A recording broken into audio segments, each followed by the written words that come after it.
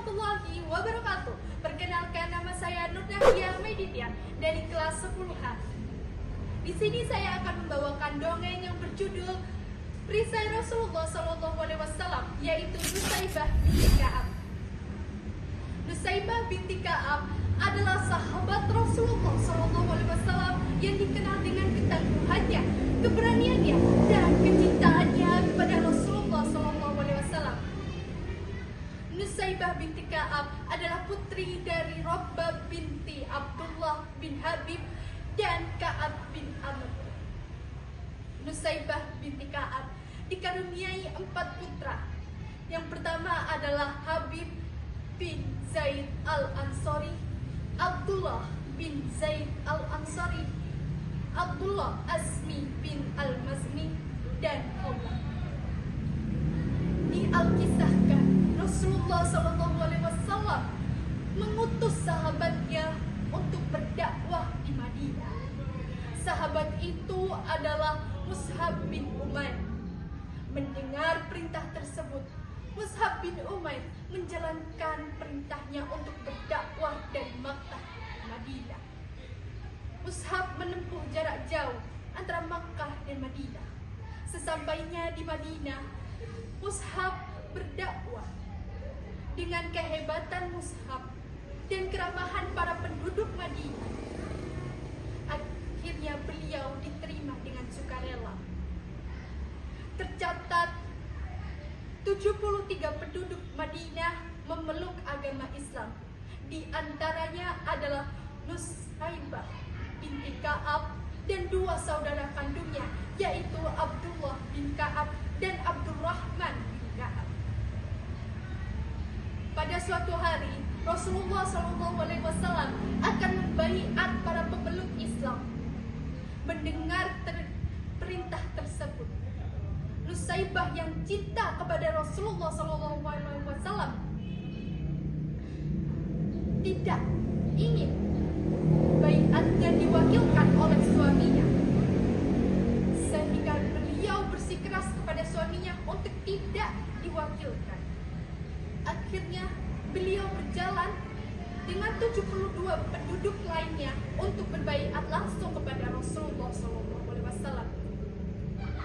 Pada peperangan Badar yang dilakukan antara pasukan kaum Quraisy dan pasukan Muslim yang dimenangkan oleh pasukan Muslim, hal ini membuat kemarahan besar terhadap pasukan kaum Quraisy.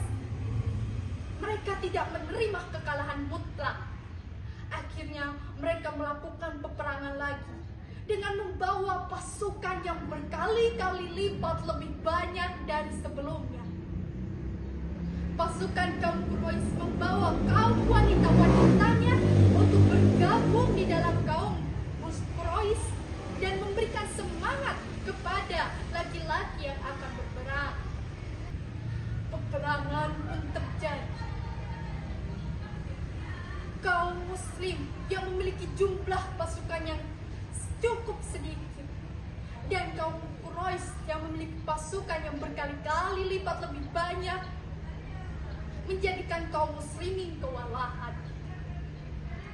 Di tengah-tengah kekacauan, pasukan muslimin yang terdesak akhirnya berlari menuju Gunung Uhud untuk berlindung. Nusaybah pun ikut berlari menuju gunung. Namun di tengah pelarian, Nusaybah merasa gelisah. Dia mencari Rasulullah dan berkata, "Di mana Rasulullah?" Dia mencari ke arah sana ke sini, mencari sekeliling arahnya. Namun tidak ia temukan Rasulullah. Akhirnya ia berbalik badan dan menemukan Rasulullah SAW sedang berperang sendiri melawan kaum Quraisy. Melihat tersebut, tanpa berpikir panjang, Nusaybah turun menuruni Gunung Uhud untuk membantu Rasulullah SAW. Diikuti 10 orang di belakangnya. Di antaranya adalah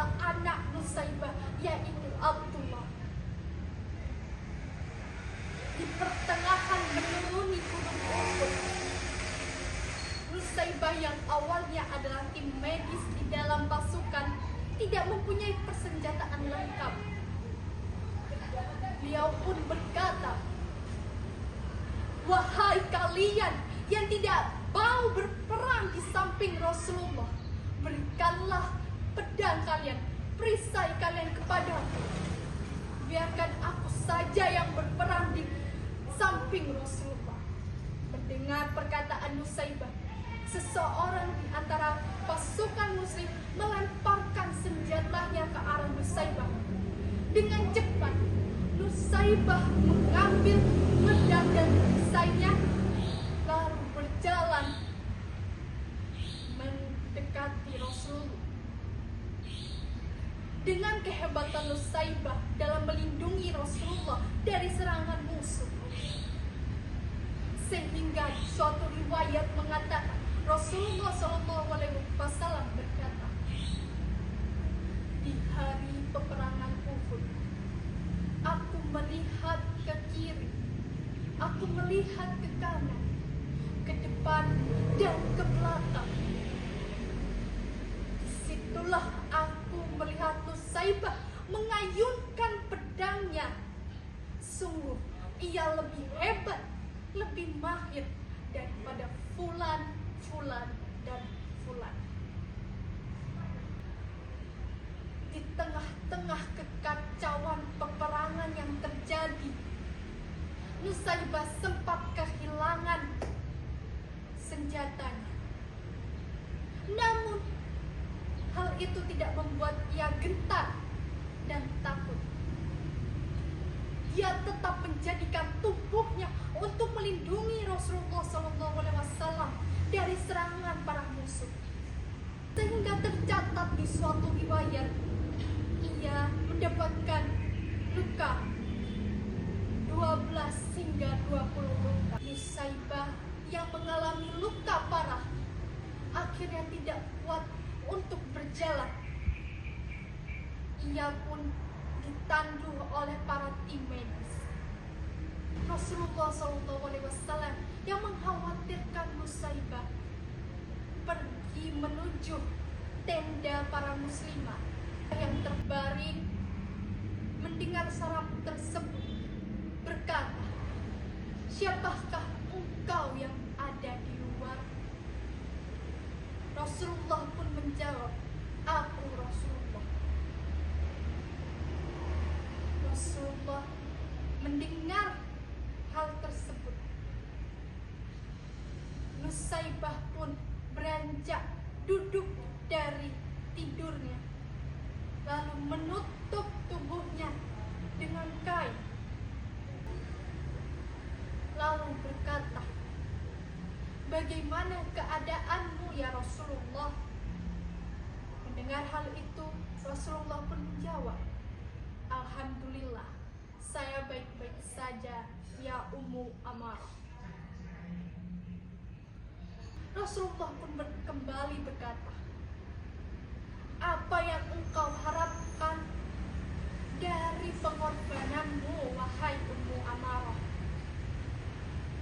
Nusaybah yang mendengar hal tersebut dengan cepat menjawab, "Ya Rasulullah, hanya satu yang saya inginkan. Jadikanlah saya sebagai tetanggamu kelak di surga."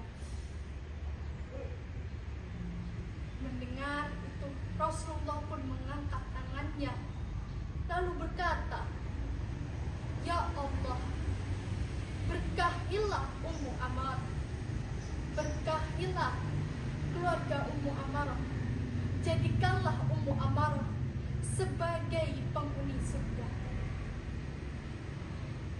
Mendengar hal itu, Nusaybah merasa senang karena ia berhasil mendapatkan doa dari utusan Allah, yaitu Rasulullah SAW.